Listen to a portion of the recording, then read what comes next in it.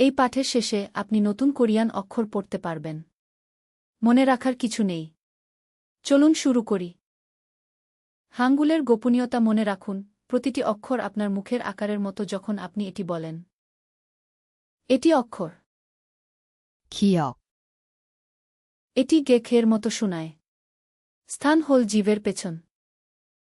এখন একটি স্বরবর্ণ যোগ করুন এবং শুনুন। 가, 고, এটি অক্ষর। 니은, এটি ন এর মতো শোনায়।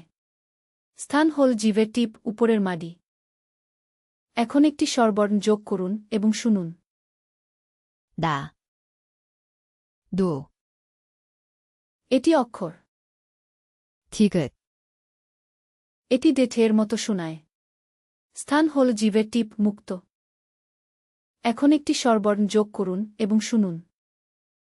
다, 도, একটি ব্যঞ্জনবর্ণ এবং একটি স্বরবর্ণ একত্রিত করুন এবং আপনি একটি সিলেবল পাবেন।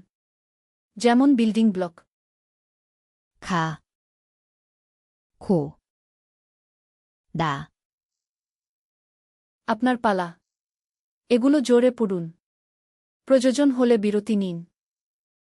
가, 고, 나, অবিশ্বাস্য! আপনি মাত্র ৩টি ব্যঞ্জনবর্ণ শিখলেন।